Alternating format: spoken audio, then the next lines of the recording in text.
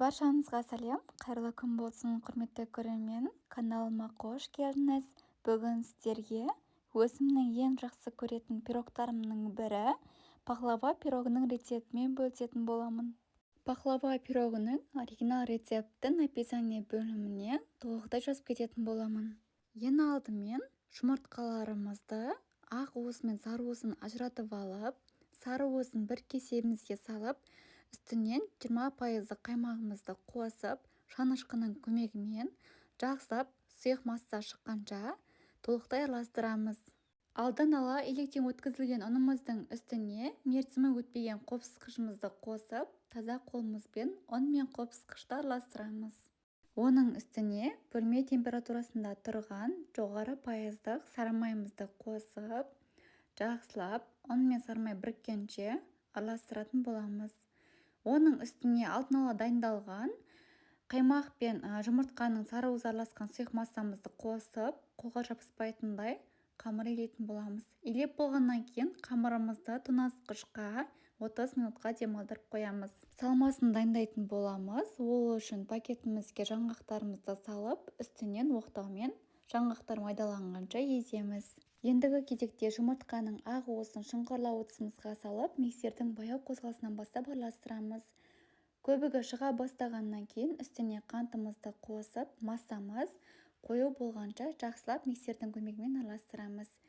Достар, ескертетін жағдай, біздің жаңағы ақ уызымыз араласатын ыдыс пен миксердің қасықтары міндетті түрде құрғақ болуы керек. Неге десеңіздер, жұмыртқамыздың ақ уызы осылай крем сияқты қою болу үшін ыдыстарымыз құрғақ болуы керек.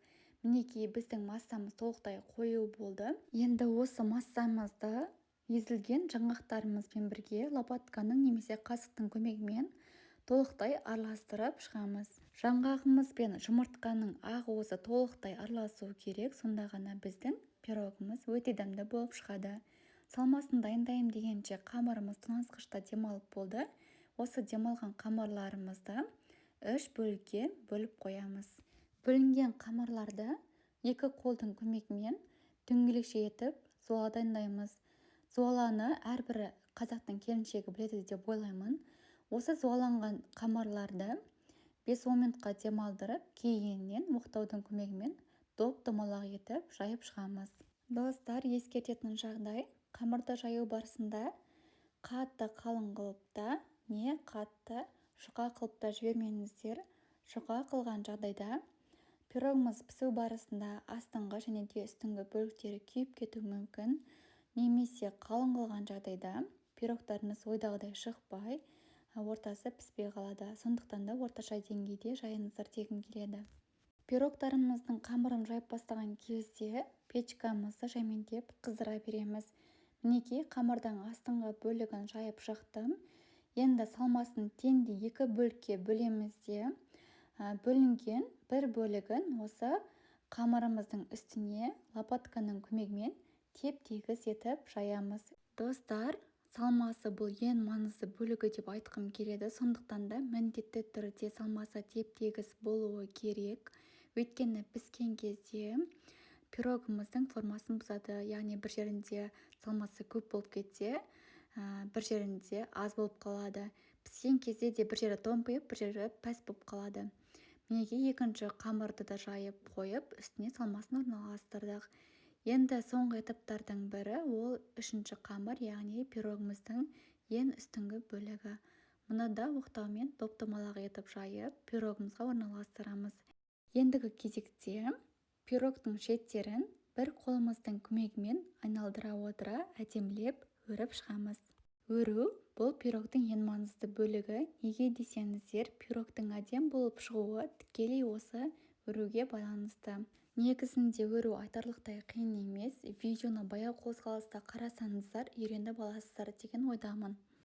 Ендігі кезекте пышақтың ұшымен нәзік түрде 4 бұрыш формада қамырдың беттерін сызып шығамыз. Бір дана жұмыртқамызды пиалаймызға шағып, шанышқының көмегімен жұмыртқаның ақ уызы мен сары уызы толықтай араласқанша шайқаймыз. Шайқап болғаннан кейін щеткамыздың көмегімен жұмыртқамызды пирогтың үстіне толықтай жағып шығамыз. Ендігі кезекте жаңғақтарымызды кесілген төрт бұрыш форманың үстіне әдемілеп орналастырып шығамыз. Достар, біздің әп-әдемі пахлава пирогымыз печкаға салуға дайын. Біз мұқият жасағанның арқасында пирогымыздың түрі әп-әдемі болып шықты. Енді 180 градуста 30-35 минуттай пісіріп аламыз.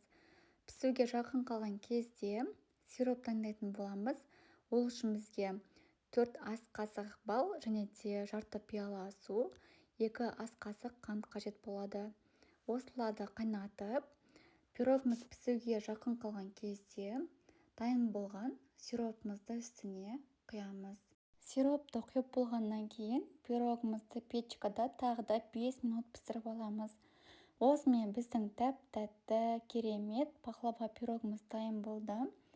Достар, сіздерге видео пайдалы болып ұнап жатса, лайк басып, пайдалы каналыма тіркеле кетіңіз. Алдағы уақытта YouTube каналымда көптеген дәмді, керемет жаңа рецепттер шығып тұрады. Достар, өз пікірлеріңізді комментарий бөліміне қалдыра кетіңіздер.